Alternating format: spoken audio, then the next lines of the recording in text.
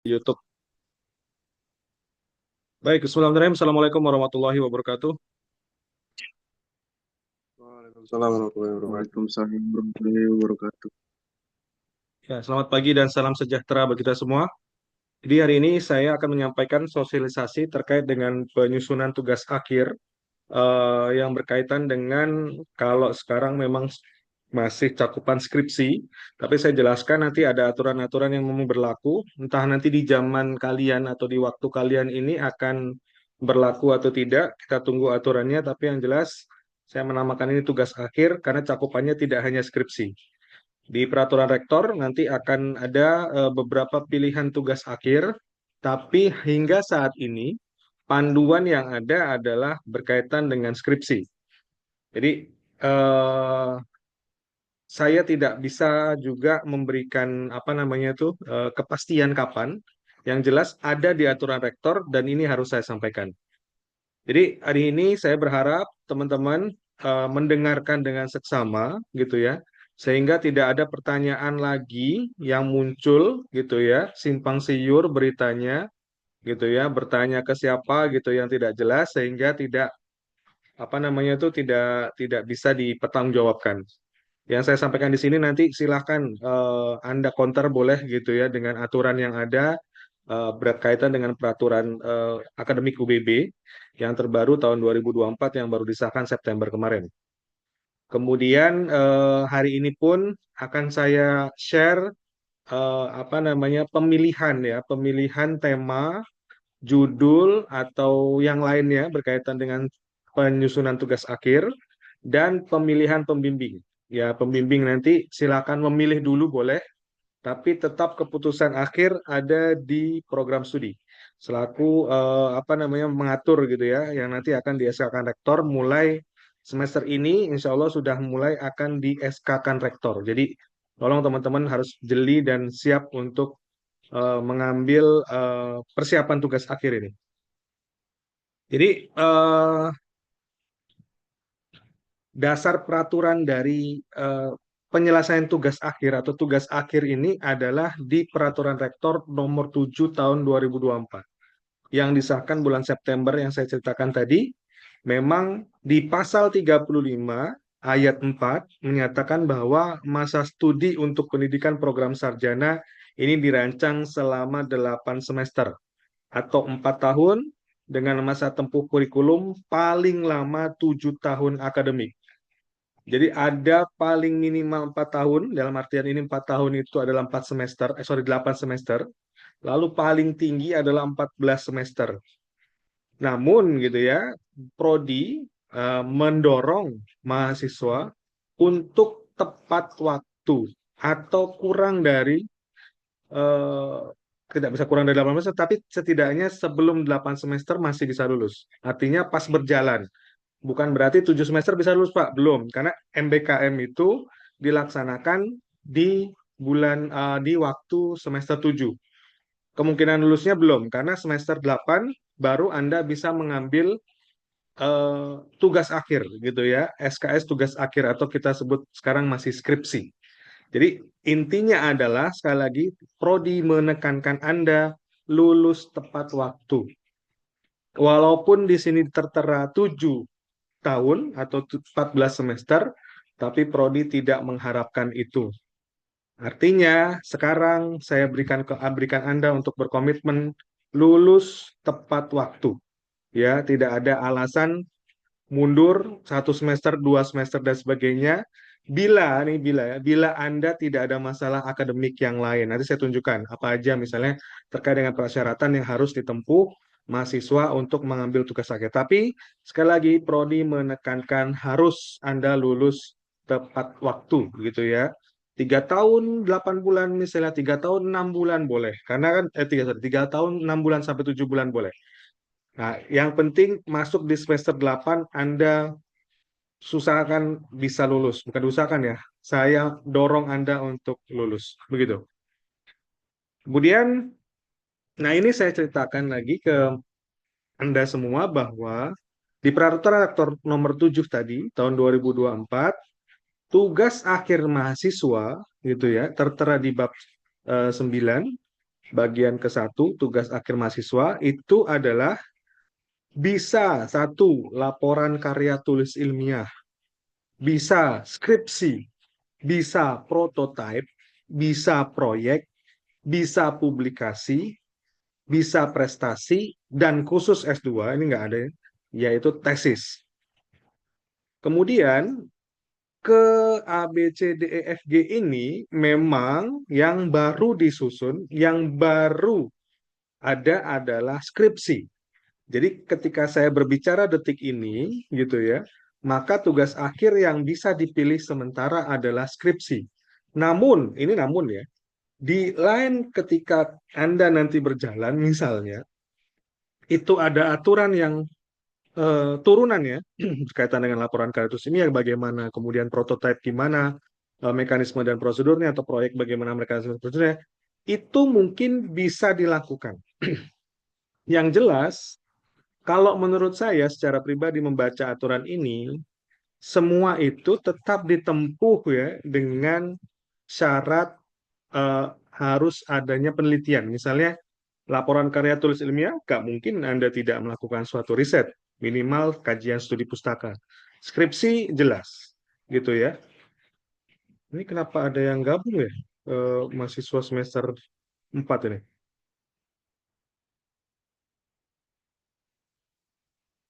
Ini semester 6 semua? Ada yang semester lain? Halo? Pernah tua Semester dia, 6 Pak. semua? Iya ya? Dia Oke tadi lah kalau ada gitu. udah keluar dia. Oke lah kalau gitu. Jadi saya lihat tadi ada yang gabung semester 4. Saya kira semester 6 dulu yang paling penting.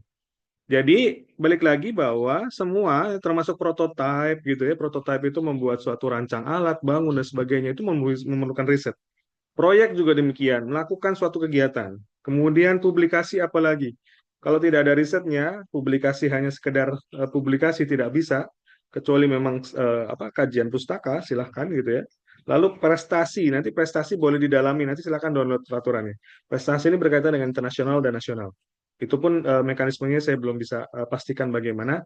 Yang tesis jelas ini adalah untuk S2 atau untuk magister.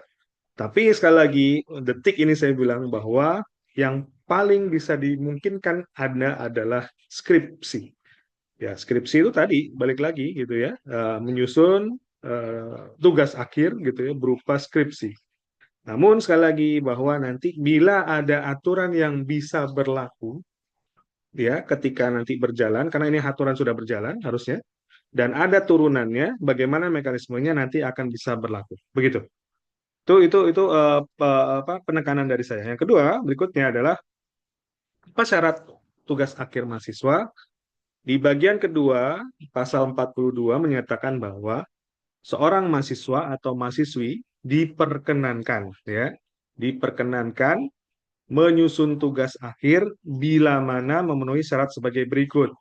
Satu, atau A terdaftar sebagai mahasiswa aktif di semester yang bersangkutan. Saya anggap semua mahasiswa semester 6 yang mengambil mata kuliah memang semuanya aktif. Kemudian telah menempuh, ini langsung saja, 120 SKS untuk sarjana dan seterusnya gitu ya, terutama sarjana ini menempuh 120 SKS. Saya menghitung 120 ini menganggap Anda kemarin sudah ngambil gitu ya. Ini kenapa dicoret-coret Zeli? Maaf Pak, terpencet Pak. Ya, hapus pencetannya gimana caranya? Oke, 120 SKS dihitung dari Anda telah mengambil mata kuliah semester 6. Jadi saya sudah kemarin mendorong, menekankan, karena ketika Anda mengambil itu, sebetulnya ini sudah memenuhi syarat. Tapi sekali lagi bahwa tugas akhir kan ditempuh berdasarkan apa namanya prosesnya. Nanti ada kolokium, ada seminar hasil, ada apa namanya, ada sidang. Yang jelas bahwa 112 KS saya meyakini bahwa Anda hampir semuanya sudah dapat. Tolong dicek ulang. Yang jelas, kalau memang semester berapa nih, semester 7 itu ngambil MBKM 20 SKS atau kurang, dan skripsi itu hanya 6 gitu ya, dari total SKS yang diambil, itu hanya 26 kurangnya.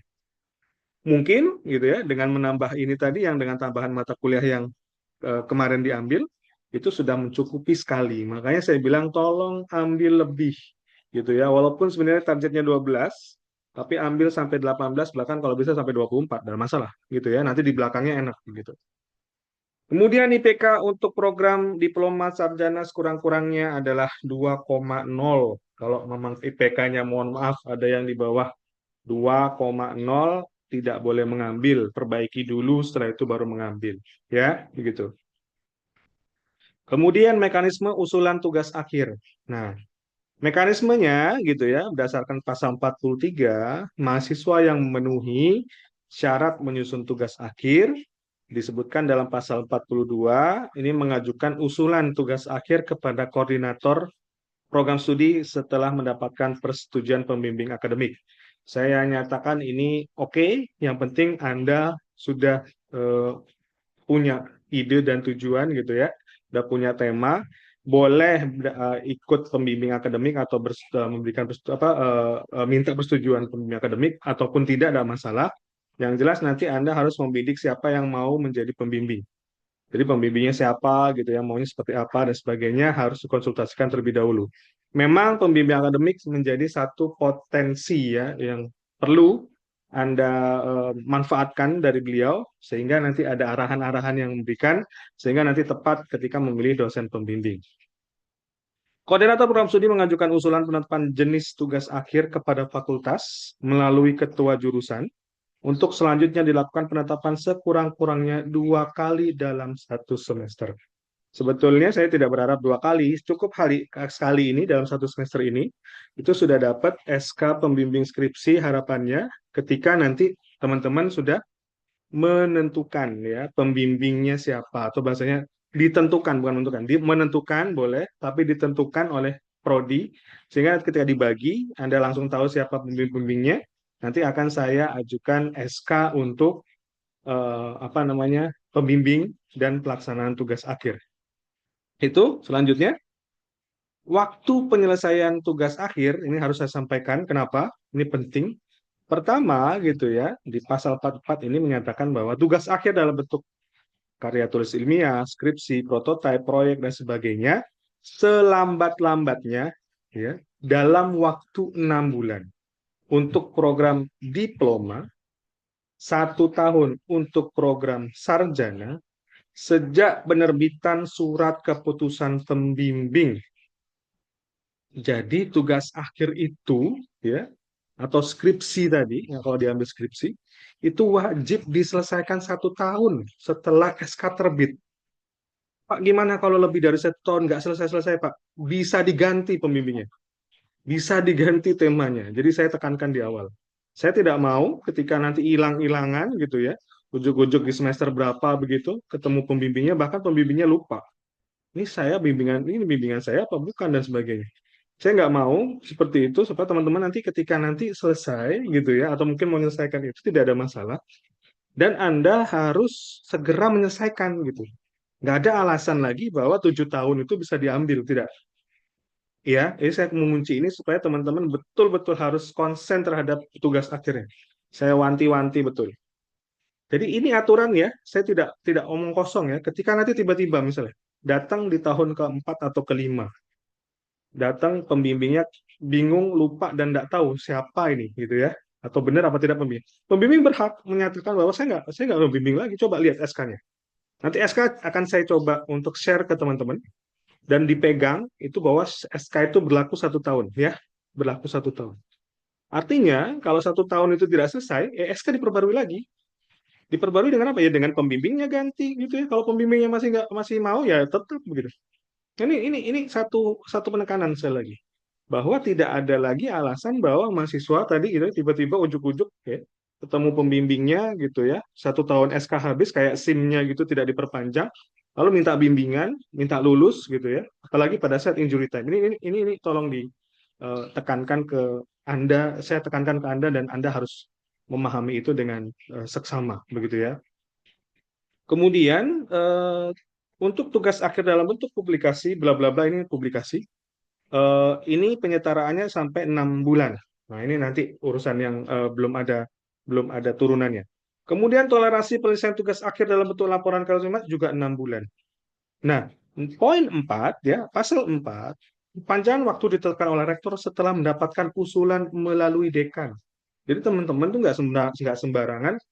Nanti pembimbing saya selamanya sampai lulus, Bapak ini enggak.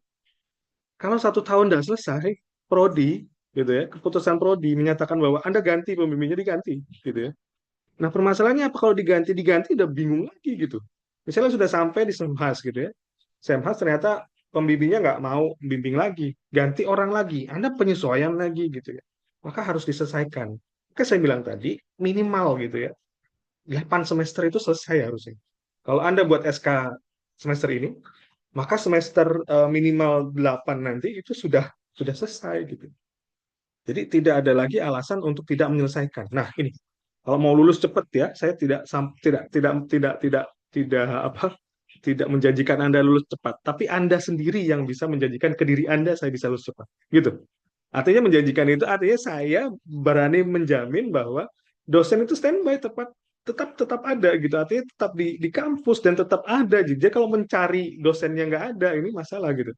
Maka saya akan tegur dosen yang bersangkutan atau saya sendiri akan berkomitmen terkait dengan itu. Maka harusnya mahasiswa sendirilah yang harus menyelesaikan itu dan harus ya siap untuk mau menyelesaikan dengan baik. Itu.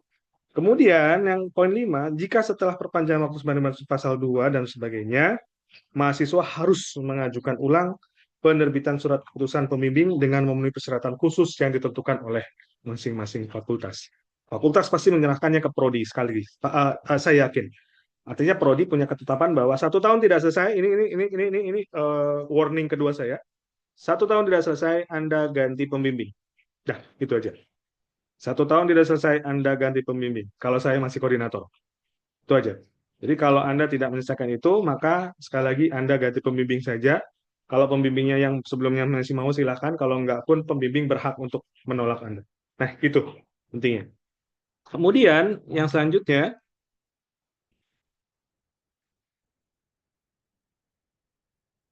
nah ya, ini. Jadi di kurikulum OBE itu skripsi atau kita bilang tugas akhir ya, tugas akhir sorry bukan skripsi. Itu 6 SKS, tidak ada lagi apa namanya? SKS kolokium, tidak ada lagi SKS Semhas. Ketiga kegiatan nanti sampai sidang akhir itu 6 SKS, teman-teman. Jadi Anda itu nilainya adalah akumulatif, tidak di satu SKS nanti nilainya A, tidak. Satu SKS berikutnya nilainya A lagi atau AB ternyata turun, tidak. Tapi dia akumulatif. Nanti persentasenya kalau nggak salah 50, 20, 3, 20, sorry, 20, 30, 50 mungkin. Kalau nggak salah, saya agak lupa. Nanti saya coba sosialisasikan lagi untuk menilai komposisinya. Tapi yang jelas bahwa kolokium harus dipenuhi, seminar harus dipenuhi, apalagi sidang akhir. Sekarang kolokium di Prodi itu tidak lagi menghadirkan mahasiswa. Jadi setelah ini sudah SK selesai, di nanti ya di waktu apa namanya penyelesaian semester ini sampai semester 6 ini Anda sebetulnya bisa kolokium ya tanpa harus ada audiens. Jadi kolokium itu seperti sidang, ujian proposal saja. Jadi tidak perlu ada audiens, cukup 1 orang gitu ya yang sebagai tadi pemerasaran dan 4 orang sebagai 2 pembimbing, 2 penguji. Dah atau penguji atau pembahas lah saya bilang. Udah gitu aja. Tapi Semhas wajib ada audiens minimal 10 atau 15 saya lupa. Dan sidang akhir juga demikian. Artinya tidak ada alasan untuk tidak kolokium semester ini. Jadi kalau udah siap proposal, siap ringkasan, pembimbing 1, pembimbing 2, oke, udah jalan. Di setiap bulan prodi punya waktu, punya jadwal untuk melakukan sidang blok atau kita bilang blok ya, blok kolokium Semhas sidang. Setiap bulan di minggu kedua. Pendaftarannya biasanya maksimal hari Kamis di minggu pertama. Artinya itu sudah dipersiapkan bisa per bulan ada, gitu ya. Kalaupun itu dengan apa bahasanya tuh banyaknya peminat, maka bisa ditambah waktu untuk bloknya. Nah itu sudah kemudahan tuh bagi Anda untuk menyelesaikan itu. Jadi artinya 6 ya, kodenya UBB 409. Tidak ada lagi Pak. Pak mana SKS saya kolokium? Nggak ada. Semuanya nanti diakumulasi di tugas akhir namanya 6 SKS begitu. Nah, nanti Anda gitu ya akan memilih ya, bukan memilih, bukan Anda yang memilih sebetulnya. Kalau di ketentuan ini, pertama pembimbing gitu ya, itu ditetapkan oleh rektor ya, pembimbing utama maupun pembimbing pendamping. Jadi atas usulan koordinator program studi secara berjenjang. Sebetulnya saya nggak perlu ngumpulin kalian, betul sebetulnya. Saya langsung tunjukin saja, Pak Robin siapa pembimbingnya ABCD, saya siapa ABCD, Pak Ardi siapa ABCD. Sebenarnya saya aja, nggak perlu menghadirkan kalian. Tapi saya ingin tahu dulu tema kalian apa dan kira-kira mau membidik siapa pembimbingnya. Tapi ini ya, ini poin yang paling keras dari saya adalah ketika ternyata tidak sesuai dengan keinginan Anda, pembimbingnya, Anda tidak boleh protes. Tidak boleh protes. Ya, karena ini adalah usulan dari ketua koordinator program studi. Karena koordinator atau saya pribadi nanti akan memplotting itu sesuai dengan tema misalnya, kemampuan yang bersangkutan, dan sebagainya dirapatkan di rapat program studi. Jadi Pak, saya kok milih Pak Robin tapi ternyata Pak Ardiansah gitu. Ya, itu karena tema Anda mungkin bisa jadi lebih mengenai ke Pak Ardiansa, bukan Pak Robin. Nah, itu pertimbangan itu nanti akan dirapatkan.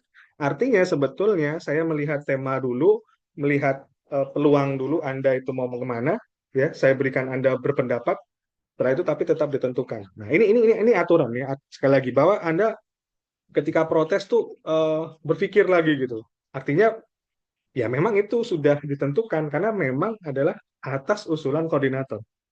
Mungkin ada di prodi lain yang udah saya ambil langsung tempel. Pak ini, Pak itu, bla bla bla bla bla, Bu ini segala macam selesai, sudah. Tapi sekarang saya minta Anda nanti mengisi Google Form yang harus diisi maksimal tanggal 24 Maret 2025 dan nanti itu kalau ada yang masih tidak mengisi, saya tinggal. Saya tidak mau lagi menyuruh-nyuruh lagi gitu ya, menekan-nekan lagi. Kalau tidak mau ya saya tinggal. Artinya buat SK-nya nanti semester depan gitu ya. Penentuan pembimbingnya nanti semester depan ditinggal gitu ya. Jadi nanti tolong perhatikan. Pembimbing pendamping yang berasal dari luar jurusan atau bagian harus melampirkan surat persetujuan dari dekan. Boleh. Pembimbing satu, saya wanti-wanti Anda harus dari program studi. Ya, pembimbing satu harus dari program studi. Siapa yang available? Ya, nanti ada di listnya. Yang jelas ada 5, cuma 5. Pertama saya sendiri, kemudian yang kedua Pak Robi, Dr. Robin, kemudian Dr. Ardiansah, kemudian Dr. Andri Kurniawan, dan Dr. Endang Bidayani. Karena jabatannya sudah lektor dan lektor kepala. Jadi saya dan 5 orang tadi, yang 3 tadi lektor kepala, yang keempat semuanya lektor kepala, saya lektor, dan saya berhak menjadi pembimbing pertama. Nah, pembimbing kedua, itu juga kita 5 tadi ditambah Bu Fitri Silvalen, Bu Tiara Puspa Anjani, dan Pak Rudiansyah. Jadi boleh memilih gitu ya. Nanti pembimbing duanya antara kelima tadi. Misalnya pembimbing satunya Pak Robin, pembimbing duanya saya, boleh. Pembimbing satunya Bu Endang, pembimbing duanya Bu Valen, boleh. Pembimbing satunya Pak Ardi, pembimbing duanya Pak Rudiansah, boleh. Gitu ya. Tapi Pak Rudiansah, Bu Tiara, dan Bu Valen tidak bisa menjadi pembimbing pertama alias pembimbing utama. Jadi nanti ada, kalau di dosen itu ada aturannya. Jadi memang kalau belum associate profesor atau jenjang lektor itu belum boleh membimbing jadi pembimbing pertama. Nah, jadi kebanyakan nanti Bu Tiara, Bu Valen, Mbak Rudi itu adalah pembimbing pendamping. Begitu. Tapi misalnya Pak, saya ada hubungannya mungkin meneliti tentang aspek hukum misalnya gitu ya, ada hukum. Boleh dari pembimbingnya dari hukum, boleh. Pembimbingnya dari elektro Pak, karena saya mau membuat alat terkait dengan apa namanya? Probe gitu dan sebagainya untuk kegiatan aquacultur misalnya membuat semacam deteksi alat, software dan sebagainya perlu orang TI, boleh. Pembimbing duanya orang TI. Tapi pembimbing satu wajib dari program studi. Begitu ya. Itu pembimbing, kemudian ini strategi teman-teman nih dengerin saya gitu ya. Dengan seksama dan dalam tempo yang sesingkat-singkatnya. Pertama, Anda harus siap dalam menentukan tema, judul, penelitian yang relevan dengan minat dan kemampuan masing-masing. Sekali lagi minat, tidak usah ikut-ikutan teman-temannya. Pak, teman saya maunya ini, saya juga mau ini. Tidak. Kalau ia maunya sama silahkan. Tapi kalau ternyata ikut temennya saya nggak mau. Yang kedua misalnya dipaksa untuk ikut sesuatu hal gitu ya dan Anda tidak minat sebetulnya, ya Anda boleh menolak harusnya. Misalnya saya ajak, ayo si A gitu, ikut saya penelitian tentang genetik DNA barcoding misalnya, atau tentang domestikasi. Saya nggak minat Pak, ya nggak usah, gitu ya. Saya lebih baik yang lain. Itu pun juga kalau memang ternyata Pak, saya sebetulnya pembimbingnya tidak mau apa minat penelitian saya sebenarnya bukan ini, tapi pembimbing saya ini. Ya, mau nggak mau kalau memang ternyata Anda ada penelitian cadangan yang memang berkaitan dengan itu, maka bisa disesuaikan. Tapi sekali lagi minat. Makanya nanti ada dua apa namanya tuh kesempatan saya berikan kesempatan ya. Apa bukan dua pilihan juga. Dua alternatif, sorry. Yang pertama itu utama, yang kedua cadangan. Jadi temanya tuh bisa milih dua dulu. Biar saya bisa lihat kalau misalnya sekali lagi ya, saya membagi nanti berdasarkan proporsi dan keminatan. Tapi proporsi itu penting. Kenapa proporsi penting? Nggak mungkin semuanya ngumpul di saya, ngumpul di Pak Andri, Pak Ardi, atau Pak Robin misalnya. Tapi semua berlaku adil. Kalau bisa pembimbing satu, misalnya di sini ada berapa ya? Anda ada berapa jumlahnya? Saya lupa. Ada yang tahu ada berapa? Din? 42. 42, Pak. Berapa? Berapa? Dwi? 42, Pak. Di? 42. 42, Pak. Oke, 42. 42 berarti kalau saya anggap 5 pembimbing utama, berarti sekiranya ada 8 orang masing-masing pembimbing utama itu di masing-masing gitu ya. Artinya ada proporsi yang 8, 8, 8, maka bahkan ada 9. Tidak ngumpul misalnya 15 di Bu Endang, 15 di Pak Andri, saya cuma 2, Pak Ardi cuma 3, atau bahkan 1, nggak bisa. Jadi harus gitu ya disesuaikan dengan proporsi sekali lagi. Nah, inilah yang saya bilang bahwa tolong siapkan itu dengan minat dan tema yang punya tema utama, tema cadangan. Kedua, yaitu segera menyusun proposal. Kalau sudah dapat nih nanti pembimbingnya saya bagi, saya umumkan. Atau mungkin sekarang pun boleh sekali gitu ya. Namanya proposal itu purpose gitu ya. Purpose itu menjadi apa sih bahasanya gitu ya, mengajukan suatu tujuan gitu ya ke sesuatu orang atau bahkan suatu badan atau instansi kayak tadi itu. Kalau memang sudah siap dengan proposal itu dan siap Pak, saya sudah punya proposal ini mau Pak Andri misalnya tentang ini dan saya oke dan Pak Andri oke. Oke, gas. Gak ada masalah gitu ya. Kemudian yang ketiga diusahakan mengintegrasikan ini penekanan lagi, diusahakan mengintegrasikan tema atau judul skripsi dengan kegiatan MBKM yang akan dilaksanakan di semester 7. Ini saya contohkan. Banyak kakak kelas Anda yang mengintegrasikan kegiatan itu dengan MBKM sehingga ketika MBKM tidak sekedar melakukan MBKM, tapi juga melakukan kegiatan penelitian. Bisa terintegrasi riset, bisa terintegrasi magang. Bagi yang mungkin punya angen-angen cita-cita mau penelitian di balai dulu tempat magang, ini kesempatan nih sebetulnya. Jadi ketika Anda nanti MBKM, kalau masih ada MBKM ya, saya nggak tahu nih ceritanya gimana. Yang jelas ada isu bahwa nggak tahu mau diganti atau tidak, atau mungkin tetap, mudah-mudahan tetap saja dulu. Ketika dia tetap ada MBKM, artinya riset misalnya itu terintegrasi, magang juga terintegrasi, sehingga ketika magang sekalian penelitian, sekalian dapat data, pulang selesai seminar. Itu. Jadi ini sangat-sangat ditekankan lagi bahwa Anda bisa mengintegrasikannya dengan kegiatan MBKM. Ya, syaratnya lagi adalah ya sebelum MBKM atau pada saat MBKM yaitu harus kolokium dulu gitu ya. Ya, sebelum MBKM lah intinya berangkat. Atau pada saat MBKM di saat dia di hari awal-awal tadi untuk pelaksanaan itu ya sudah kolokium gitu. Kenapa kolokium ya tadi tujuannya adalah proposalnya sudah jelas. Setelah kolokium, ya ini sorry, persiapkan kolokium di semester ini kalau bisa semester 6 atau paling lama hingga semester 7. Tujuhnya pun awal, jangan jangan di tengah di akhir gitu ya. Karena pada saat itu Anda harus melakukan penelitian sekalian dengan kegiatan BKM kalau bisa. Kemudian setelah kolokium tidak menunda pelaksanaan penelitian. Kebanyakan begini, ini ada pengalaman juga ya, mahasiswa bimbingan saya juga ada. Sudah gitu ya, kolokium, udah bagus di semester 6 bahkan. atau di awal semester 7 atau sebelum MBKM. Tapi gitu ya, pada saat MBKM mungkin terlena ya, namanya MBKM itu nggak ngampus gitu ya, kerjaannya cuma di kos kalau nggak ada kegiatan gitu ya, cuma tidur-tiduran aja, main game gitu ya, judi online, nah jangan sampai ya, jangan yang lain gitu ya. Akhirnya habis tuh masa MBKM, ujung-ujungnya penelitiannya semester 8 juga, lah ngapain gitu, kalau kium buru-buru gitu bahasanya ya. Kalau bisa manfaatkan semester 7 untuk penelitian, artinya maksimalkan semester 7 untuk penelitian. Nggak boleh, bukan nggak boleh ya, jangan sampai Anda menyia-nyiakan waktu itu. Oh Pak, kolokium dulu lah, kelak be lah penelitian. Nggak bisa gitu. Makanya semester 8 ini masih ada yang penelitian, padahal sebenarnya kolokiumnya sudah semester 6. Nah itu. Jadi tolong jangan tunda pelaksanaan penelitian. Yang paling penting lagi, ini ada di nomor 6 nih. Ini selalu saya berikan, ini bukan saya artinya mau jadi dewa ya, mau jadi apa namanya, gila hormat ya.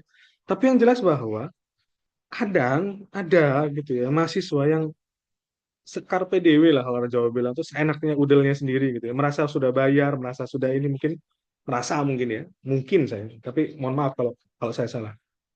Akhirnya sikapnya tuh tidak baik gitu ke pembimbing. Akhirnya pembimbingnya merajuk gitu ya, bukan merajuk sih, ya nggak suka gitu dengan sikap itu. Akhirnya apa, terhambat gara-gara pembimbing. Saya nggak mau tuh ada kata-kata itu, gara-gara pembimbing Pak saya nggak selesai ya ini, saya nggak mau. Pembimbing, saya yakinkan, saya yakini, saya pastikan semua dosen aquacultur tidak ada yang meninggalkan bimbingannya. Bahkan ada yang sampai semester 7 ya, sorry, 7 tahun atau semester 14 itu masih ditanya, kamu mau selesai nggak? Artinya teman-teman, yang nomor 6 ini krusial ya. Jangan sampai menyakiti hati pembimbingmu, jangan sampai kamu bersikap yang tidak baik ke pembimbingmu, karena pertama penentunya adalah pembimbing dulu. Setelah itu terserah deh mau jelek-jelekin saya di luar, atau saya mungkin pembimbingnya itu ya, mau jelekin saya di luar, tapi ketika Anda sudah selesai skripsi Anda, silahkan gitu. Ibaratnya Pak Farul kemarin begini, silahkan gitu ya. Tapi selesai dari mahasiswa udah, silahkan, silahkan, silahkan. Saya enggak masalah. Tapi ketika jadi mahasiswa tolong jaga sikap. Karena ini salah satu penilaian. Di setiap form Anda kalau bisa lihat itu ada sikap. Penilaian itu sikap. Jadi sikap itu dinilai dan memang harus, ya namanya orang gitu ya. Nanti Anda bekerja pun juga sama dengan atasan, dengan kawan dan sebagainya, itu harus bersikap dengan baik. Ya, sekali lagi seperti itu. Ini strategi. Nah, tema pilihan lab sudah saya jelasin mungkin ya, sudah sering banget saya ngomong, saya cerita. Cakupan dalam kegiatan, eh, walaupun sekarang merdeka, tapi merdeka aja yang kebablasan ya. Ini pilihan lab itu atau tema pilihan penelitian itu cakupannya ya menurut saya 5 ini gitu. Pertama adalah genetika dan reproduksi. Genetika itu tidak lepas dari reproduksi. Walaupun sebenarnya genetika bisa berdiri sendiri, misalnya mau meneliti tentang eh, keragaman genetik bisa gitu. Tapi kaitannya lagi pasti saya hubungkan dengan domestikasi. Kenapa? Karena ini penting gitu ya. Kunci domestikasi yang terakhir adalah reproduksi gitu. Maka reproduksi itu adalah satu kesatuan dengan genetika. Kemudian yang kedua nutrisi dan pakan ya. Nutrisi ikan mungkin kaitannya dengan bahan alternatif, jenis pakan, bentuk pakan, ya, kompatibilitas pakan dan sebagainya. Yang berhubungan dengan itu berhubungan dengan nutrisi dan pakan. Jadi silahkan Anda, kalau yang risetnya berkaitan dengan pakan, ini adalah temanya berkaitan dengan nutrisi. Kemudian mikrobiologi dan kesehatan ya. Mikrobiologi itu termasuk di dalamnya berkaitan dengan probiotik, berkaitan dengan probiotik bisa kepakan juga ya sebetulnya. Bisa terkait dengan uji tantang, apa namanya itu, bukan LC kalau LC lingkungan, apa namanya, LD, lethal dosis, kemudian parasit dan penyakit, kemudian bahan herbal, fitofarmaka. Nah, itu termasuk dalam kategori mikrobiologi dan kesehatan organisme aquaculture. Pak, saya mau nyari ikan, saya mau ambil cek ya, ekto dan endoparasitnya. Itu kesehatan dan reproduksi. Sorry, kesehatan dan mikrobiologi. Nah, itu cakupannya. Kemudian lingkungan, ya, lingkungan aquaculture sudah saya jelaskan sering banget gitu ya, tentang apa ya bahasanya, kualitas air, menilai kualitas air, kemudian memastikan bahwa dia hidup di suatu lingkungan tertentu dan sebagainya. Dan kadang memang berhubungan dengan yang lain, misalnya domestikasi gitu ya, berhubungan dengan parameter kualitas air itu lingkungan bisa di domestikasi atau kaitannya dengan lingkungan atau berhubungan dengan kondisi seperti itu cakupannya. Lalu yang kelima adalah teknik produksi dan manajemen aquaculture. Saya tulis di sini termasuk sosek dan teknologi pasca panen. Boleh gitu ya. Jadi teknik produksi misalnya perbedaan pada tebar tertentu terhadap kelangsungan hidup, misalnya para apa respon biometrik dan sebagainya. Misalnya kaitannya lagi dengan yang banyak tuh keilmuan Bu Endang berhubungan dengan eh, menghitung analisis usaha dan sebagainya. Itu saya bilang adalah manajemen aquaculture. Nah, pasca panen juga boleh berhubungan dengan pasca panen misalnya.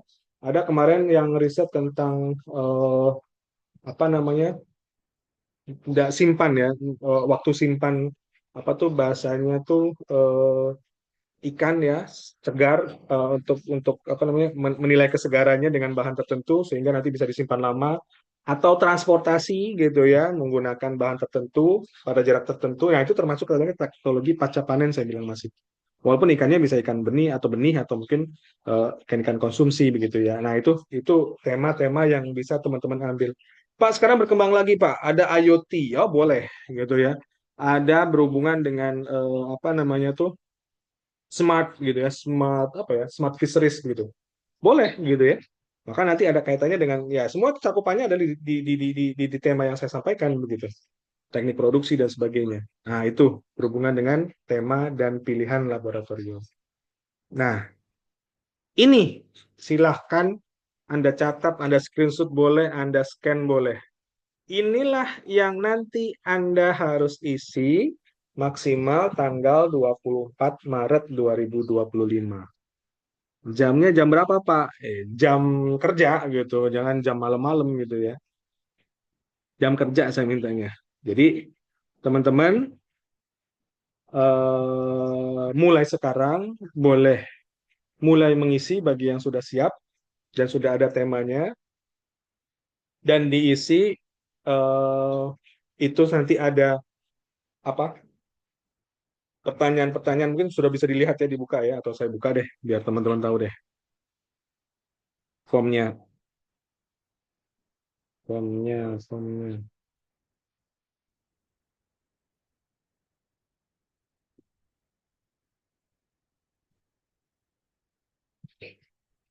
Nih ya, kita lihat ya. Jadi pada semester ini akan ditetapkan pembimbing skripsi bagi mahasiswa akukultur angkatan 2022, kolokium seminar proposal jangan sana pada semester 6 kalau bisa. Riset dilaksanakan bersama MBKM kalau bisa dan di semester 7 sehingga Semhas dan sidang di awal semester 8. Artinya Anda harus siap ini dan harus memang komitmen dalam melakukan penelitian. Nah, ini nanti Anda tulis nama lengkap, NIM, rencana kolokium kalau bisa iya semua aja dulu gitu ya. Entah gimana nanti jadi apa enggak, yang penting iya dulu. Rencana tema penelitian utama, tolong jangan terlalu simpel. Rencana tema penelitian utama reproduksi dan genetik tidak mau saya. Tapi pastikan mau apa dulu. Walaupun ini nggak jadi judulnya, temanya, atau bukan temanya sih, kalau tema harusnya jadi ya. Misalnya peminatan harusnya jadi. Judulnya minimal nggak jadi, ya tapi Anda harus ke topik yang Anda inginkan itu. Jadi kebanyakan nulisnya gini doang, nutrisi dan pakan. Apa gitu? Bahan apa yang mau dipakai untuk penelitianmu gitu ya? Pakan yang bagaimana gitu. Nah, tolong di apa minimal dispesifikkan. Kalau memang masih terlalu umum misalnya kaitannya dengan itu, misalnya pemanfaatan bahan lokal apa begitu untuk apa boleh lah gitu sementara. Tapi tolong jangan terlalu umum sekali. Pakan, kesehatan, parasit. Ya parasit yang bagaimana, apanya begitu. Nah, ada penelitian tema utama, ada yang tema cadangan.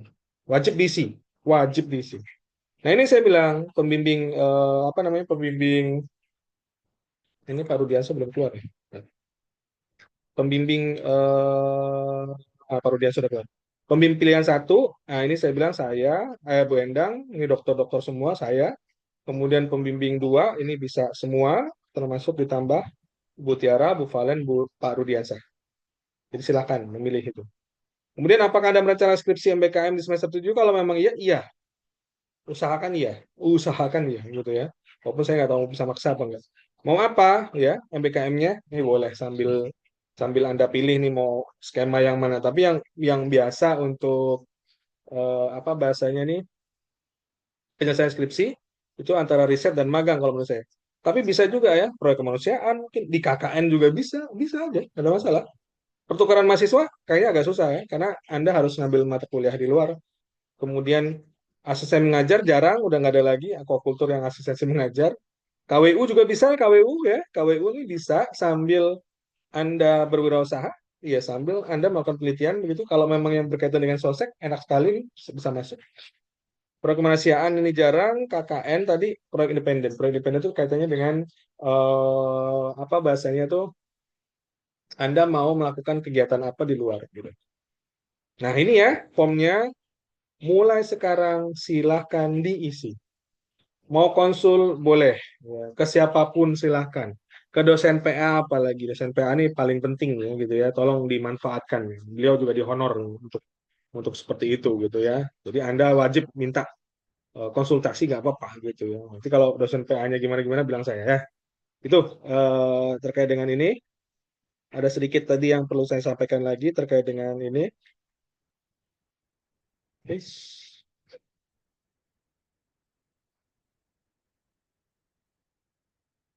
Hmm,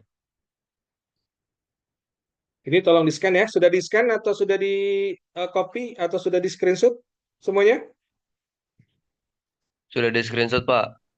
Oke, sip. Udah, Pak. Tolong ya nanti saya share juga link apa nih namanya tuh bukan link apa namanya nih barcode-nya di info aquaculture nanti Didin atau siapa boleh share ke temannya.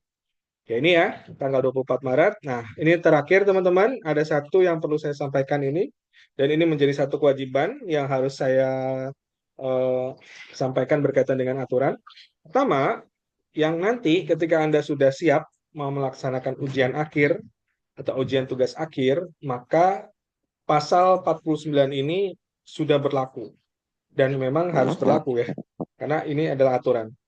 Yang pertama Anda nanti, yang jelas tadi ya, aktif kemudian mengumpulkan SKS yang ditetapkan. Tadi 120, oke kalau memang sudah MBKM artinya sudah hampir 144 maksimal kita, MBKM misalnya sudah habis 20 atau segala macamnya, udah 6, tinggal 6 berarti aman. Berarti Anda sudah siap untuk skripsi, sidang skripsi begitu. IPK tadi tidak boleh kurang dari 2. Lalu yang D ini, poin D ini tolong sekali ada mahasiswa yang nilai D-nya bisa jadi ya lebih dari 10%. Jadi kalau 10% itu berapa? 144 kali 10% sekitar 14 sampai 14 sampai 15 SKS. Jadi kalau 15 SKS Anda ada yang nilainya D, tolong diperbaiki. Semester ini atau semester depan nanti pas MBKM dikonversi boleh. Jadi tolong ini dihilangkan dulu D-nya kalau bisa dari transkrip Anda. Walaupun D-nya boleh sebetulnya, tidak tidak tidak tidak lebih dari 10%, yang penting D-nya itu gitu ya. Tapi yang jelas tidak ada nilai D di MKWU. Yang masih PKN-nya D, matematika nggak ada ya. Apa ya? UBB peradaban D dan sebagainya itu harus diperbaiki dulu ya. Kemudian menyelesaikan tugas akhir jelas, kemudian menyerahkan bukti draft nanti itu untuk persyaratan, kemudian menyerahkan bukti publikasi bagi mahasiswa memilih tugas akhir dalam bentuk prestasi dan publikasi, lalu lolos similarity. Nanti similarity ini itu nanti dicek ketika di akhir mau skripsi itu nanti bayar 25.000 kalau nggak salah ke prodi, boleh cek berkali-kali. Jadi kalau Anda misalnya Pak, ternyata pas dicek pertama similarity index-nya masih lebih dari 30%. Maka boleh ya sampai dia turun. Gimana caranya? Semua free, bukan free ya, sudah bayar 25.000 itu sampai selesai. Nah, ini saya perlu tekankan. Persiapkan dari jauh-jauh hari yang berhubungan dengan TOEFL, yang poin I, dan poin K, oh bukan J ya, K, sorry. Sertifikat Microsoft Office ini ternyata wajib. Nah, ini nanti akan berlaku mulai bulan Februari ini sebenarnya kemarin, tapi ini masih ada penyesuaian terus. Yang dimaksud Microsoft Office tadi yang harganya 75.000. Tapi ada juga yang harganya 300-an kalau nggak salah, berapa lah lupa.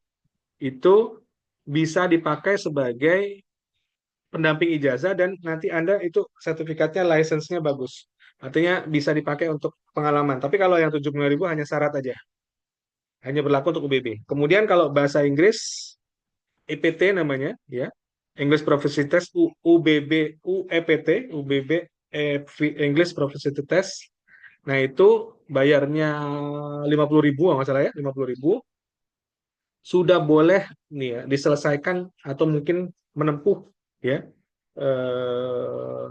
mengambil gitu ya. Itu mulai kemarin yang mungkin yang sudah lulus, syukur. Yang belum lulus, wajib selesaikan. Saya berharap tidak ada ganjalan ketika Anda selesai dinyatakan sarjana atau bahkan sebelumnya ini, kalau kasus ini adalah sebetulnya berlakunya untuk persyaratan sidang. Nah, ini agak naik sedikit nih. Saya wanti-wanti ke kalian. Tapi sampai saat ini masih persyaratannya untuk yudisium. Jadi artinya nanti Anda EPT ini saya menyarankan harus sudah lulus sebelum persyaratan itu selesai atau menyelesaikan persyaratan-persyaratan yang lain. Jadi saya sudah wanti-wanti nih ya, sekali lagi, tolong persiapkan jauh-jauh hari.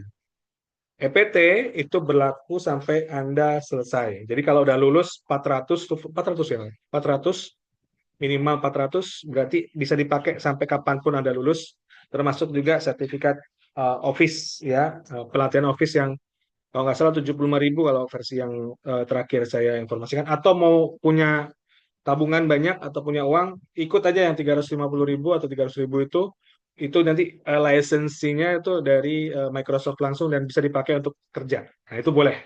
Terserah pilihannya apa aja, monggo gitu ya. Saya serahkan ke kalian. Nah, itu terakhir, mudah-mudahan Anda bisa menyelesaikannya tepat waktu, bisa menyelesaikan dengan baik, lulus dengan cepat ya. Kemudian nanti Anda bisa bekerja dengan ya sesuai harapan dan keinginan Anda, dan yang jelas meraih gelar sarjana perikanan di UBB, di aquacultur gitu ya. Jangan sampai pindah nanti ke UT nanti ujung-ujungnya ya. Saya kira itu dari saya. Nah, saya buka seluas-luasnya pertanyaan apapun itu sejelas-jelasnya sampai ini selesai pokoknya gitu ya, dan tidak ada pertanyaan-pertanyaan lagi yang Pak ini itu bla bla bla bingung galau apa segala macam gitu ya di luar ini. Jadi saya berharap, makanya saya bilang teman-teman yang nggak hadir ini rugi gitu ya. Saya nggak mau nanti ketika ada lagi pertanyaan di saya ketemu lagi di pembimbing akademik nanya lagi, pembimbing akademik nanya saya lagi gitu ya. Bolak-balik begitu aja gitu ya. Tapi yang sekarang saya sampaikan bahwa pengen saya clear dan Anda paham semuanya. Silakan bertanya apapun, sementara saya akhiri untuk presentasi terkait dengan ini. Oke, silakan. Ada yang mau bertanya, bisa raise hand atau langsung saja open mic. Izin bertanya Pak. Ya, silakan Ilham. Izin bertanya Pak.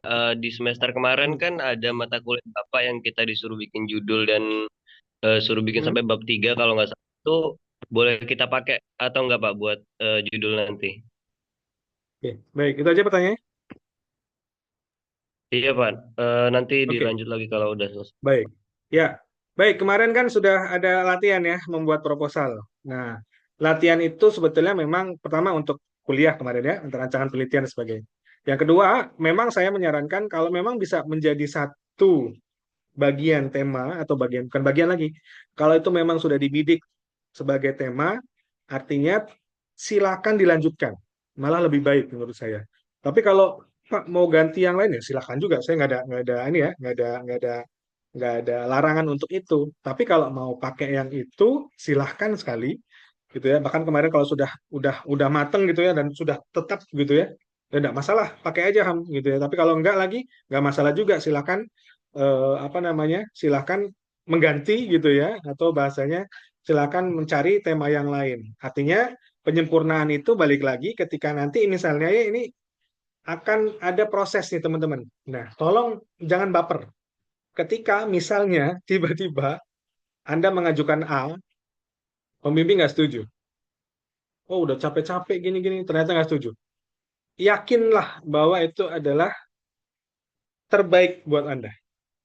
Karena banyak nih mahasiswa merajuk, Pak, gitu ya. Misalnya kaitannya sama, Pak, saya kok udah ngajukan judul berkali-kali nggak ada yang diterima. Mungkin Anda tidak bisa, bukan tidak bisa. Mungkin pembimbing punya pertimbangan yang memang harusnya Anda bukan seperti ini nih, harusnya lebih tinggi lagi misalnya gitu ya. Harusnya tema yang lain yang kira-kira bisa, tapi nggak masalah. Tapi kalau saya sebagai pembimbing, saya biasanya memastikan bahwa bimbingan saya itu kalau dia nggak mau dengan tema yang saya sampaikan atau dengan tema yang saya berikan, kalau dia punya tema yang bagus, ya saya sampaikan juga bahwa silahkan aja pakai. Jadi itu balik lagi ke pembimbing, tapi silahkan saja. Artinya kalau Anda ketemu pembimbing itu tidak nol putul gitu ya, tidak ada, tidak apa namanya, tidak dengan bawa diri aja, tapi dengan bawa proposal itu jauh lebih baik. Jadi silakan Ilham mau mengajukan dengan tema yang kemarin boleh, atau tema yang baru dengan proposal yang baru juga silakan. Begitu Ilham. Jelas? Baik, terima kasih Pak, jelas. Iya, baik. Tadi ada yang raise hand, Ananda. Silakan Ananda. Izin Pak. Iya. Jadi tadi kan di Google Form itu kita nganut tema dan dosen pembimbing Pak kan. Nah, rencananya saya tuh pengen mengambil tema tentang induksi hormon Pak terhadap kematangan gonad atau nanti antara kematangan gonad sama laju pertumbuhan. Nah, Ya. di antara dosen-dosen pembimbing 1 sama 2 itu kalau untuk dipilih untuk sekarang Pak, itu condong ke dosen yang mana Pak? Terima kasih. Oh, baik. Ya, makasih. Pertanyaan yang bagus nih, Ananda. Ya, jadi gini, saya lupa tadi menyampaikan ya, kebidangan masing-masing dosen. Pertama, tadi saya sudah sampaikan bahwa kalau di bidang genetika dan reproduksi itu saya secara pribadi, kemudian Bu Fitri Silvalen ke genetika yang umum, lalu Pak Ardiansah. Pak Ardiansah ini sebenarnya luas. Beliau bisa ke domestikasi juga, ya. Kemudian Pak Robin, nah Pak Robin ini lebih banyak ke lingkungan, gitu ya. Tapi Pak Robin kadang mau juga diajak untuk reproduksi. Tapi yang jelas beliau lebih konsen ke lingkungan. Jadi terkait dengan lingkungan, apa namanya tuh, kayak kemarin ada yang menggunakan daun kelor untuk ini, bla bla bla dan sebagainya. Itu Pak Robin. Kemudian Pak Ardi tadi bisa ke nutrisi dan pakan juga, ya. Nutrisi dan pakan ini bisa ke beliau juga kaitannya dengan pengolahan pasca panen juga ke beliau. Jadi ke Pak Andri atau Pak Ardi itu ke pengolahan pasca panen. Kemudian Pak Andri terutama itu ke mikrobiologi dan kesehatan. Jadi beliau lebih banyak terkait dengan itu. Tapi beliau juga banyak akhir-akhir ini membimbing tentang maggot, pakan dan sebagainya, bisa juga ke beliau. Kemudian yang terakhir tadi yang pembimbing pertama Bu Endang. Bu Endang ini fokus sosek. Beliau itu sangat konsen terhadap sosek. Jadi kalau pembimbing satunya Bu Endang, Anda siap-siap untuk menyesuaikan diri dengan tema yang Bu Endang bawa. Karena Bu Endang itu selalu mengarahkannya ke sosek. Analisis A, analisis B, dan sebagainya. Dan jangan dikira mudah ya, itu susah juga gitu ya. Ternyata sosek itu lebih sulit daripada yang eksperimental. Nah itu, kalau tadi Bu Valen, oke sudah, genetika. Bu Tiara itu penyakit ya. Eh, bisa juga beliau disandingkan dengan pembimbing yang lain. Jadi pembimbing 2 itu sebetulnya manut pembimbing 1 sebetulnya ya. Jadi kalau saya dijadikan pembimbing dia, saya harus manut dengan pembimbing 1 gitu ya. Bukan harus manut ya. Artinya saya ikut satu suara dengan pembimbing 1. Jadi kalau Bu Tiara tadi misalnya beliau jadi pembimbing 2, beliau pasti ikut dari pembimbing 1. Tapi beliau itu lebih konsen ke sebetulnya mikrobiologi dan kesehatan. Lalu terakhir Pak Rudiansah, beliau ke engineering terkait dengan tata letak, tata ini segala macam, dan lingkungan serta pakan. Beliau masih bisa ke pakan. Jadi Pak Rudi ini lebih luas ilmunya, tapi terkait dengan keilmuan tentang engineering dan sebagainya. Nah, Ananda kalau memang berhubungan dengan tadi, ya saran saya memang pembimbing satunya bisa saya atau Pak Ardi, atau yang misalnya pembimbing satunya saya, pembimbing duanya Bu Valen, pembimbing satunya saya atau Pak Ardi atau pembimbing duanya saya juga bisa, atau dibalik silahkan. Ya itu berhubungan dengan genetika dan reproduksi. Jadi artinya silahkan saja diajukan, boleh milih saya, boleh milih Pak Ardi, Atau dosen yang lain, tapi ya dosen lain agak-agak ini ya, tidak konsentrasi ke hormonal dan sebagainya, mungkin lebih banyak ke saya. Nah, itu silakan. Jadi tadi sudah sampaikan ya bahwa pembimbing-pembimbing yang berkompeten di bidangnya yang nanti kira-kira bisa Anda bidik sebagai pembimbing atau calon pembimbing. Saya kira gitu, Ananda. Jelas ya? Terima kasih Pak, jelas. Ya, baik. Oke, itu aja. Ada lagi yang mau bertanya? Ada lagi, tadi ada yang resen kalau nggak salah, siapa ya? Ada lagi? Halo, ada lagi yang mau bertanya? Izin bertanya Pak, Ufi Pak. Oke, silakan Vi. Izin Pak, misal kita mau ambil genetika, namun itu bisa ikut penelitian dosen atau bisa kita sendiri misalkan bertim Pak. Itu bagaimana ya Pak penjelasannya Pak? Oke, baik, terima kasih. Jadi gini, eh kalau dosen menawarkan penelitian, karena sebetulnya kebetulan dosen ini sedang melakukan apa ya, pengajuan tema penelitian untuk didanain. Nah, itu baru bisa Anda ikutin. Kalau mau ngikutin, biasanya dosen menawarkan dulu ya posisinya. Kalau mau ikut, kalau Anda menawarkan diri, artinya kalau Anda berkonsekuensi ikut, maka Anda perlu juga mempersiapkan. Jadi misalnya gini, temanya ternyata ada dosen menawarkan ngajak, biasanya ngajak nih, yuk ikut penelitian saya gitu, misalnya. Apa Pak temanya ini atau apa Bu temanya? Oh ini, serak nggak? Kalau serak oke. Kalau enggak ya nggak usah ikut gitu, nggak usah diambil. Tapi kalau memang serak kemudian mau dan siap, ya itu ada masalah. Artinya kalau Anda mau mau apa ya, mau ikut tema penelitian dosen, maka Anda nanti akan diarahkan. Ya, diarahkan saya lagi ya.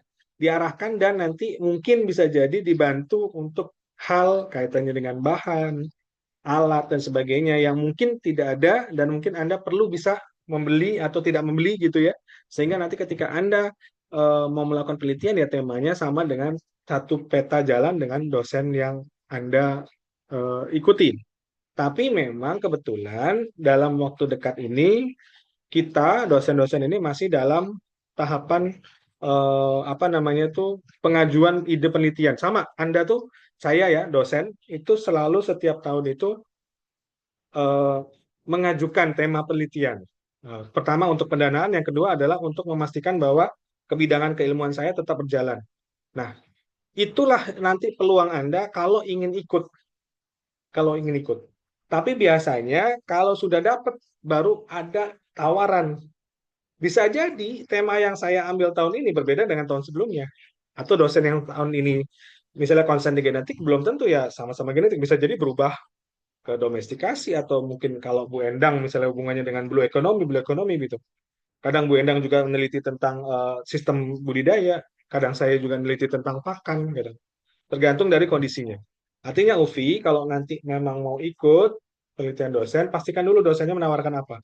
Tapi kalau tidak ada tawaran, artinya memang belum ada tuh masih masih belum memungkinkan untuk mengikuti penelitiannya. Tapi setidaknya Anda harus pastikan dulu sejauh mana Anda pengen mau ikut minat. Jadi kalau minatnya A, ya ikut minat A gitu. Tapi ternyata kalau dosen nawarkannya A, Anda minatnya B, nggak akan masuk. Tapi kalau dipaksa nih hati-hati juga gitu ya. Ada yang, oh, udah deh saya maunya ikut aja. Ada nih kasus di mahasiswa saya juga. Nggak selesai-selesai juga akhirnya. Nah, tapi sekali lagi Anda harus siap itu. Gitu, Vi. Gambarannya, Vi. Baik Pak, terima kasih. Ya. Ya, oke. Ada lagi? Izin Ada Pak, lagi? bisa mau Yuk, silakan, Fen. terkait MBKM nih Pak, kan di situ Hmm, ada pilihan mengajar Pak. hmm. Apakah masih Mengajar ya. Asistensi mengajar ya. Venesia mau ngajar, mau jadi guru. iya Pak? Oh gitu.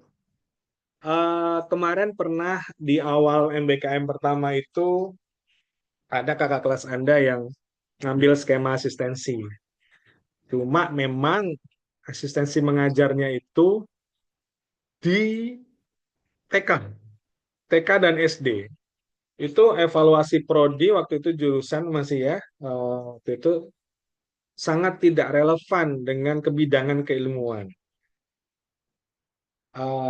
Tapi Bapak tidak bisa ngelarang juga bahwa asisten mengajar itu tidak dibuka. Ini balik lagi ke kesiapan Anda atau kaitannya dengan MBKM nanti akan diambil. Mungkin ini ya, kalau ada yang tertarik dengan asisten mengajar, saya menyarankan ke sekolah-sekolah yang memang khusus bidang perikanan. Misalnya SMK 4 atau SMK 1 Tukaksadai atau yang di Belitung sana, misalnya Dendang, SMK 1 Tanjung Pandan kalau nggak salah ya, atau di beberapa SMK yang memang kefokusannya bidang perikanan. Saya nggak mau mengizinkan ada yang di SD lagi, di SMP atau SMP atau di SMA yang memang umum gitu. Nanti keilmuan Anda tuh tidak bisa menjangkau itu. Memang ada waktu itu mahasiswa yang tadi saya ceritakan, dia tuh atlet ya, kebetulan atlet silat, kalau nggak salah cewek tapi dia ngajar SD, eh, SMP atau SD kalau sorry, SD sebagai guru olahraga gitu. Oke lah gitu. Tapi pas pulang tuh aneh aja gitu. Kok anak aquaculture ngajar silat gitu ya. Nah, itu balik lagi. Kan Yuda ya, Yuda jago silat nih. Ada Yuda nggak nih? Yuda jago silat, nanti Yuda mau ngajar jadi guru olahraga di SD. Nah, ini nggak relevan ya. Tapi kalau Venisa mau ngajar di SMK mungkin bisa difasilitasi gitu. Tapi nanti usahakan sambil ngajar kalau bisa penelitian gitu. Ngambil ngambil tema penelitian yang sama di situ. Misalnya begitu, Venisa. Saran saya gitu ya. Tapi balik lagi ya ke kalian lagi. Sekali lagi MBKM. Merdeka belajar tapi tetap ada batasannya. Begitu, Ven? Baik, Pak. Jelas, Terima Ven? kasih, Pak. Oke, baik. Ada lagi? Jadi setelah pertemuan ini selesai, tidak ada pertanyaan ya? Nah, itu sudah saya wanti-wanti tuh. Pertanyaannya tinggal konsultasi bersama pembimbing akademik atau mau ketemu sama calon pembimbingnya supaya Anda yakin bahwa riset dan tema Anda itu disetujui. Begitu. Oke, ada lagi? Izin Pak, Oke, Li, silakan Li. gini Pak, rencananya saya mau penelitian identifikasi si lambung Pak, akan tetapi ikan yang saya mau itu sudah diteliti gitu Pak. Dan saya ini mau meneliti ikan yang sama tapi di perairan yang berbeda Pak. Apakah itu bisa Pak? Terima kasih. Oke, baik. Pertanyaan bagus. Jadi gini, penelitian itu bisa diinspirasi oleh penelitian sebelumnya. Jadi, kalau penelitian sebelumnya sudah melakukan, misalnya dengan ikan yang sama ya, Li, tadi ya contohnya, tapi ada aspek yang belum diteliti pada bagian yang lain, maka tidak ada masalah. Atau, misalnya ini saya punya cerita ya, contoh ya, ikannya sama, tapi parameternya beda. Misalnya saya mau pakai untuk domestikasi, sama-sama ikan seluang Rasborantoveni misalnya, tapi di suhu yang berbeda, pH yang berbeda atau yang lain. Atau tadi ceritanya, ikan ini belum diteliti di lokasi tertentu gitu ya, hanya satu lokasi. Pembandingnya apa? Misalnya pembandingnya adalah habitat. Habitatnya di kolong satunya, yang satu di sungai misalnya, yang satunya di danau misalnya. Yang peneliti sebelumnya hanya di sungai saja. Kita mau membandingkan, boleh, silakan. Artinya begini, bukan bukan menjiplak ya. Beda. Kalau menjiplak itu kan ambil plak tulis gitu ya. Mentang-mentang saya mungkin udah lama bimbing mahasiswa, Anda lihat tema tahun angkatan 2013 misalnya angkatannya Aji. Ada di situ, oh ya ada nih kakak kelas kita yang dulu penelitian. Saya ambillah tema dan judulnya. Nah ini jangan sampai. Terus kemudian dosen lupa, nggak tahu, nggak dicek, tiba-tiba ternyata datanya sama atau datanya mirip. Wah ini hati-hati. Tapi ada perbedaan misalnya ternyata misalnya ya saya ingat nih, oh ini kayaknya kemarin sudah diteliti deh sama si ini gitu misalnya ya. Terus bedaanmu apa? Oh pembedanya ini Pak. Oh saya ditambah ini Pak, saya kurang ini Pak. Oh yang kemarin kurang ini Pak, di mix dengan ini Pak misalnya. Oh silakan, boleh gitu. Artinya namanya penelitian itu terilhami ya, terilhami oleh penelitian sebelumnya Li. Jadi silahkan, boleh, nggak ada masalah. Yang jelas bahwa penelitian itu bukan dalam penjiplak ya atau bukan plagiarisme, itu beda, atau falsifikasi data atau fabrikasi data nggak boleh. Yang jelas itu penelitiannya unik, maka kalau di S3 atau di doktor itu ada namanya novelty. Novelty itu adalah keterbaruan. S1 memang masih skripsi, tapi harus ada keterbaruannya sedikit saja. Misalnya dosis contohnya. Ini contoh di dosis ini sering banget nih. Pak, ikan nila sudah dicoba dosisnya untuk mensirak sekian, sekian gram per gram. Tapi tidak optimal, Pak. Maka saya tambah dosisnya. Boleh, nggak masalah.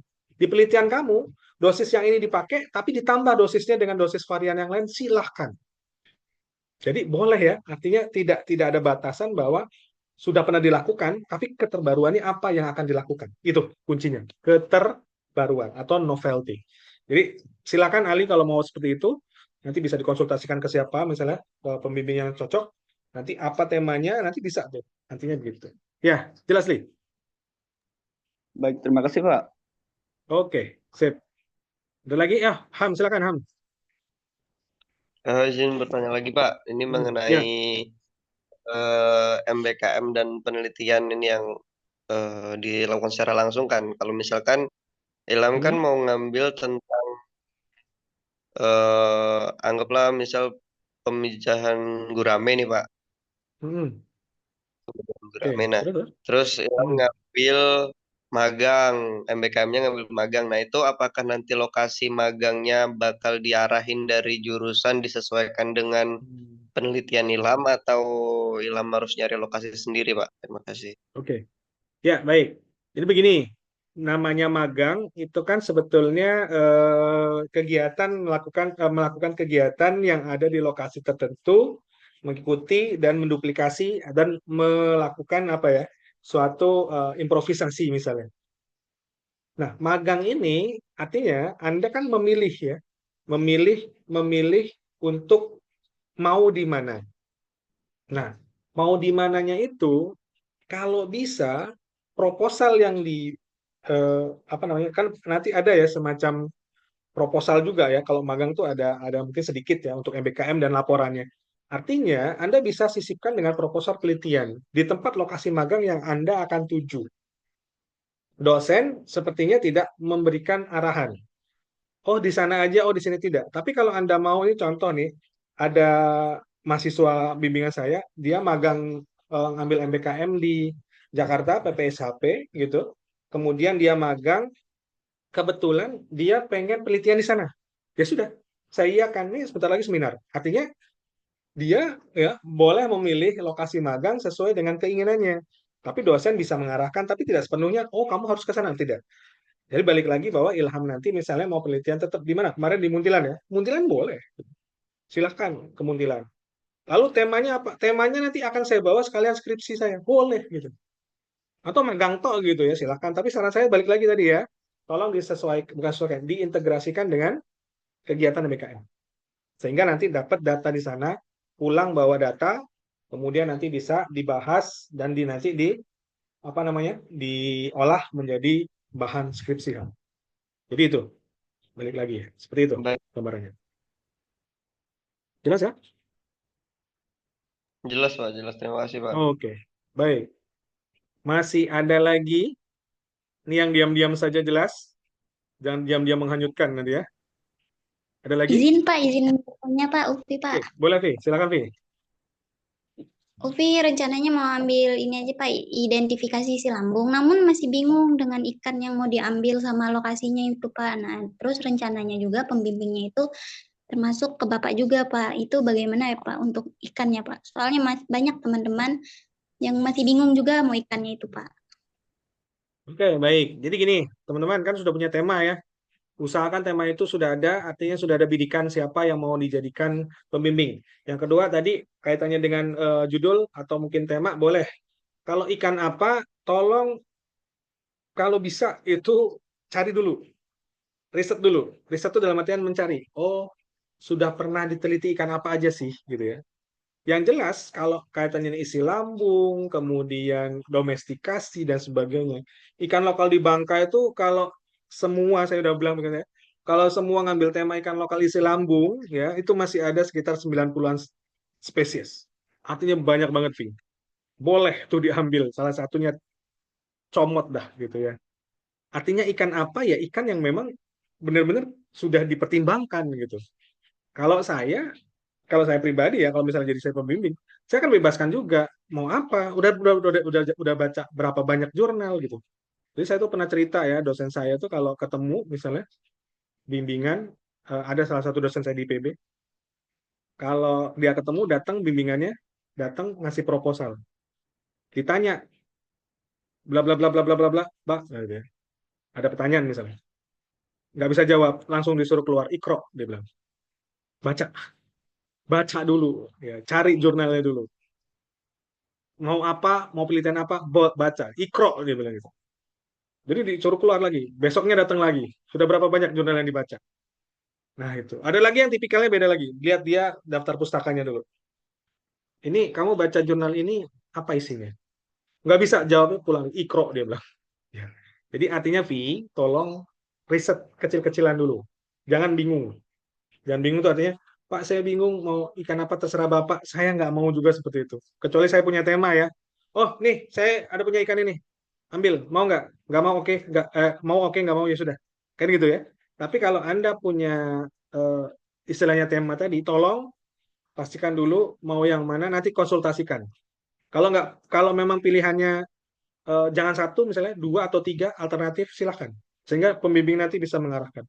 Nah itu sangat sangat sangat membantu pembimbing sekali loh dalam apa bahasanya itu eh, mengarahkan Anda ya, mengarahkan Anda untuk memilih tema atau judul atau jenis ikan atau segala macam lah ya pokoknya yang mudah. Jadi coba riset kecil-kecilan, baca jurnal yang berhubungan dengan isi lambung misalnya Vi, berapa banyak ikan yang sudah diteliti dari tahun 2000 berapa sampai tahun 2000 berapa, di mana lokasinya, kalau di Bangka cari yang posisinya di Bangka begitu. Nah, setelah itu kira-kira ikan apa? Nah, ikan apa itu? Nah, harapan saya dari kalian. Begitu. Jelas, Vi? Baik, Pak. Terima kasih, Pak. Jelas, Ya, Pak. oke. Ada lagi? Ada lagi? Yang lain jelas? Ya, Pak, Permisi, izin Pak Pak. melanjutkan pertanyaan Oke, tadi, Pak. silakan. Masih ada pertanyaan? Oke, Li. Eh, Misalnya kita itu mengambil ikan di sungai yang tidak terkenal, apakah itu bisa Pak? Misalnya belum familiar gitu sungainya Pak? Ikannya belum familiar. Maksudnya belum familiar Bukan itu apa? sungainya Pak. Lokasi sungainya misal Pak. Kan biasanya kan Hmm. kalau di Belitung itu sungainya Pak ya tempat rasau gitu Pak. Nah untuk Hmm. sungai yang ada di kampung saya sendiri itu belum terkenal gitu Pak. Apakah bisa gitu? Oh, baik. Nggak masalah, Li. Jadi mau sungai apapun misalnya ada tuh di kampung, ada sungai apa misalnya Keposang gitu ya. Ada sungai Bumang gitu ya, atau sungai Tanah Bawah. Boleh. Mau dia sungainya namanya apa di kampungnya itu, tapi dipastikan nama sungainya terdaftar atau enggak. Jangan asal sebut nama kampung misalnya sungai apa begitu di kampung itu aja yang tahu ya, nggak susah ya. Tapi kalau kaitannya dengan sungai itu kan perairan ya. Ya sudah tarik aja namanya perairan gitu. Tapi nanti lokusnya di sungai apa nanti bisa dijelaskan di metodologi. Ya metodologi saya ngambil di titiknya sungai ini gitu. Tapi perairan Bangka, Bangka mana? Mau Bangka Barat boleh, Bangka Tengah boleh, Bangka Selatan boleh atau Belitung gitu. Nah itu. Jadi artinya mau lokasinya asing pun gitu ya. Yang penting nanti ketika ambil sampling itu kan pasti akan menitik koordinat ya. Menitik koordinat itu nanti kan akan menemukan oh di sini loh. Nanti akan bisa dilihat misalnya peneliti akan melakukan penelitian di titik ini. Nah, titik itu termasuk kategori apa, di sungai apa misalnya kalau ada nama sungainya, atau di wilayah apa, atau di desa apa begitu. Tidak ada masalah nih, aman. Gitu ya. Jelas? Baik Pak. Terima kasih Pak. Oke. Sip. Ada lagi? Permisi, permisi Pak, izin bertanya. Oke, Yandi. Eh, Andi kan tertarik sama penelitian perihal kualitas air, Pak. Nah, Hmm. kebetulan kan penelitian yang Andi ambil nih ada sangkut pautnya hampir mirip dengan penelitian Kak Farhan sekarang, Oke. Pak. Cuma Hmm. bedanya kalau Andi ini di lokasinya tuh di desa Andi sendiri, Pak, karena banyak Oke. kolong-kolong yang terabaikan. Ya. Nah, Ya. untuk penelitian Andi sendiri mungkin lebih ke uji kelayakan Hmm. kualitas air untuk Ya. penggunaan Metode dalam skala tertentu. rumah tangga di Pugul itu sendiri. Hmm. Iya, Pak. Oke. Jadi Jadi Tidak Gimana itu, diarahkan ke Pak? aquacultur, tidak diarahkan ke aquacultur gitu. Atau Aquaculture gimana? juga bisa, Pak, untuk budidaya. Nah, oke. Terus pertanyaannya? Nah, yang Andi bingung tuh Hmm? antara uji kelayakan kualitas airnya tuh bingung nggak mau ngambil keseluruhan antara kualitas air, logam berat atau enggak identifikasi logam berat itu, Pak. Nah, yang kedua itu untuk identifikasi Hmm? fitoplanktonnya, Pak. Oke, oke, oke, oke. Ini bisa jadi 2 skripsi, 3 skripsi ini kalau kebanyakan. Gini, oke. Jadi bagus nih idenya banyak ya. Tapi yang jelas tolong pertimbangkan waktu dan apa bahasanya tuh tenaga dan eh, apa bahasanya itu ya intinya jangan sampai Anda itu menyusahkan diri sendiri kebanyakan parameter. Nah, kalau memang mau fokus di apa namanya tuh di kualitas air untuk kegiatan budidaya, maka metode storage atau metode IP itu cukup. Nggak perlu sampai ke planktonnya, nggak perlu sampai. Tapi kalau mau lihat korelasi plankton, korelasi kualitas air dan sebagainya, itu silakan ambil dengan tema yang berbeda dengan metode tertentu. Misalnya dengan melihat keragaman planktonnya. Artinya itu dua jenis yang berbeda ya. Artinya kalau Anda ngambil keragaman plankton dengan melihat kualitas air, artinya nanti akan muncul data bahwa di perairan tersebut isi planktonnya apa kan gitu. Tapi kalau Anda hanya mengamati bahwa oh ini layak baku mutu kualitas air kelas A, B, C atau 1, 2, 3, maka cukup menggunakan metode IP dan storage misalnya. Cukup gitu. Tidak perlu keduanya kamu jadikan satu, nanti bisa jadi 2 tema yang berbeda dan 2 skripsi yang berbeda. Bahkan bisa jadi dua ini gitu ya. Dua yang berbeda. Makanya saran saya jangan terlalu banyak parameternya. Tapi balik lagi nanti kalau Andi mau pembimbingnya siapa ya pembimbing minta apa ya ikuti saja begitu. Jadi jelas tadi? Baik, Pak. Terima kasih, Pak. Oke, baik. Ada lagi? Izin Pak. Ya, Zel. Nah, jadi rencana saya ini judulnya Hmm. itu identifikasi juga Pak, isi lambung ikan barboda sleeper. Nah, Hmm. rencananya itu di Desa Tiram. Nah, untuk di Desa Tiram ini sungai-sungainya itu banyak, tetapi tidak terdeteksi Pak namanya. Apakah boleh Pak, misal judulnya identifikasi ikan barboda sleeper di perairan Desa Tiram. Nah, untuk titik pengambilan sampel itu boleh Pak di mana saja di sungai-sungai di Desa Tiram Pak. Gimana itu Pak? Oke, ini sudah teknis nih, sebenarnya tergantung pembimbingnya nanti nih.